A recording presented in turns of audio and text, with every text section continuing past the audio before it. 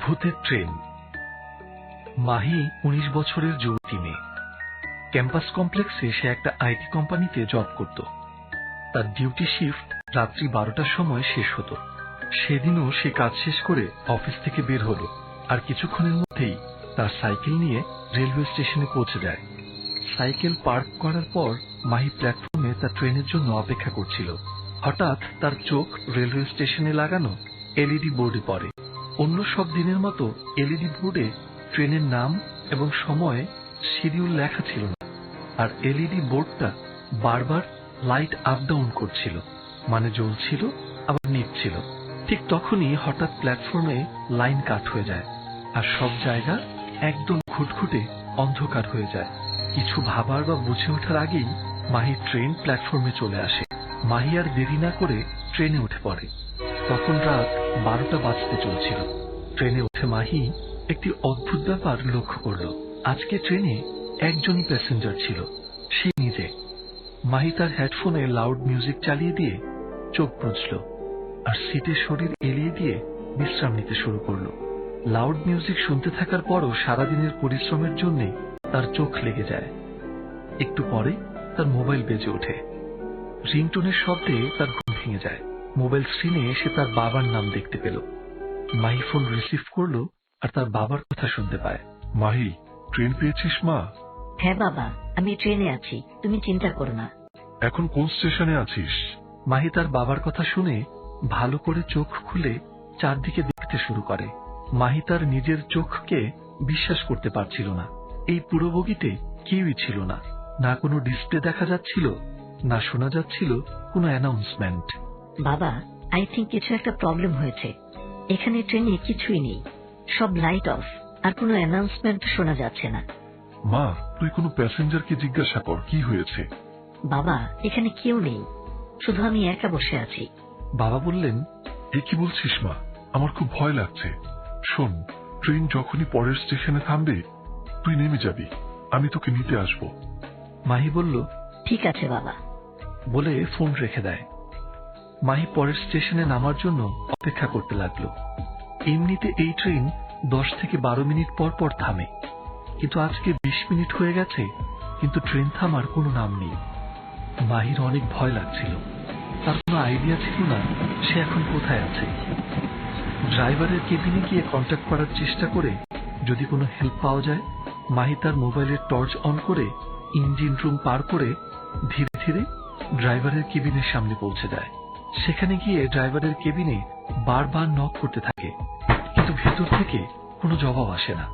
তখন ভয়ে মাহির নিঃশ্বাস বন্ধ হয়ে যাচ্ছিল। মাথার মধ্যে চিন্তার ঝড় বয়ে যাচ্ছে তার।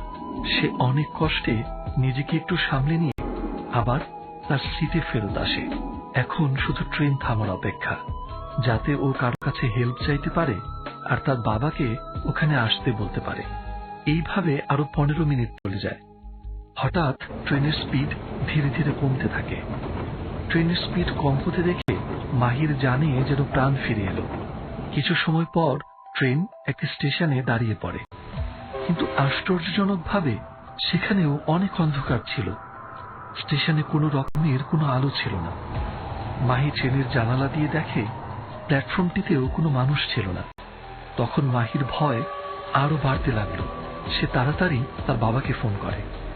বাবা, ট্রেন একটা স্টেশনে থেমেছে, কিন্তু কিছুই বুঝতে পারছি না এটা কোন স্টেশন। বাইরে শুধু অন্ধকার, আর কাউকে দেখতেও পারছি না। আমি কি করব কিছুই বুঝতে পারছি না। বাবা বললেন, মা, তুই তোর মোবাইল দিয়ে লাইভ লোকেশন চেক কর, তাহলেই বুঝতে পারবি তুই এখন কোথায় আছিস।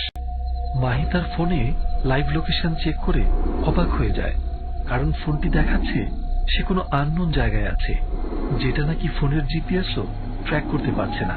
মাহি আবার তার বাবাকে ফোন করে। বাবা, এটা কি হচ্ছে আমার সাথে? এই জায়গাটাকে জিপিএসও ট্র্যাক করতে পারেনি। এখন আমি কি করব বাবা? আমি কোথায় যাব? কার কাছে হেল্প চাইব? আমার অনেক ভয় লাগছে বাবা, তুমি প্লিজ তাড়াতাড়ি এসো। হঠাৎ কল ডিসকানেক্টেড হয়ে যায়। মাহি ট্রেন থেকে প্ল্যাটফর্মে নেমে পড়ে, রাস্তা বের করার চেষ্টা করতে শুরু করে। তখনই সেখানে একটা বড় বোর্ড দেখতে পায়। এটাতে মনে হয় স্টেশনের নাম লেখা থাকবে, কিন্তু যে অন্ধকার, টর্চ জ্বালিয়ে দেখতে হবে। যখনই সে টর্চ জ্বালিয়ে বোর্ডটির দিকে তাকালো, তার পুরো শরীর কেঁপে উঠল, পুরো বোর্ডটা রক্ত দিয়ে মাখানো, আর সেখান থেকে টপ টপ করে রক্ত বেয়ে বেয়ে পড়ছিল। বোর্ড থেকে এভাবে রক্ত পড়তে দেখে তার আত্মা উড়ে যাওয়ার জোগাড়। মাহি সেখান থেকে জলদি আবার তার ট্রেনের দিকে দৌড়াতে শুরু করে দেয়। তখনই তার মোবাইল বাজতে শুরু করে।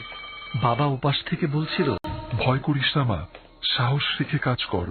তোর ট্রেনটি যেই ট্র্যাক দিয়ে এসেছে সেই ট্র্যাক ধরে সামনে আগাতে থাক। কিছু না কিছু অবশ্যই চোখে পড়বে, কোনো বিল্ডিং, কোনো দোকান। যখনই তুই কোনো একটা কিছু দেখতে পাবি আমাকে বলবি। আমি এখন পুলিশ থেকে হেল্প চাইবো। চোখের জল মুছে মাহি তার বাবার কথা মতো সেই ট্র্যাক দিয়ে দৌড়াতে শুরু করে দেয়। ট্র্যাকের চারিপাশে অন্ধকার, এত অন্ধকার ছিল দৌড়ানোর সময় সে কিছুই দেখতে পাচ্ছিল না। মাহি যখন দৌড়াচ্ছিল তার পেছনে আরো অনেকগুলো পায়ের সাউন্ড শুনতে পাচ্ছিল। তার ঠিক তেমনটাই মনে হচ্ছিল। মাহি অনেক সাহস করে ঘাড় ঘুরিয়ে পেছনে তাকালো, কিন্তু পেছনে কেউ নেই। মাহি তার পুরো শক্তি দিয়ে দৌড়াতে শুরু করে। হঠাৎ তার কানে একটা শব্দ এলো, এমন লাগছিল কেউ যেন তার নাম ধরে ডাকছে। মাহি এতই ভয় পেয়েছিল যে আর পেছনে দেখার সাহস পাচ্ছিল না। হাতে মোবাইলটি নিয়ে ফ্ল্যাশ লাইট জ্বালিয়ে দৌড়াতে থাকে। হঠাৎ তার পা থেমে যায়। সে দেখল সামনের পুলে একটা মহিলা উল্টো লটকে আছে, তার চুল হাওয়ায় নড়ছিল, আর তার ভয়ঙ্কর চেহারাটা হাসি হাসি করে মাহির দিকে তাকিয়েছিল। মাহির গলা ভয়ে শুকিয়ে কাঠ হয়ে গেল। সে সামনের দিকে তাকানোর বা পেছনের দিকে ফিরে যাওয়ার সাহস পাচ্ছিল না। সে ভাবছিল আবার স্টেশনে যাবার জন্য ঘুরে যাবে। অনেক কষ্টে সে পেছনের দিকে ফিরে, এবং যখনই সে পেছনে ঘুরে দৌড়ানোর চেষ্টা করল, পেছনে একটা লোকের সাথে তার ধাক্কা লাগে। সেই মানুষটার পুরো শরীর বিভৎসভাবে কাটাছেঁড়া করা, আর তার মুখে ভয়ঙ্কর একটা হাসি। সে হাত দিয়ে মাহিকে সেই ট্র্যাকের দিকে যেতে মানা করছিল। মাহি বুঝতে পারছিল না সে এখন কোথায় যাবে।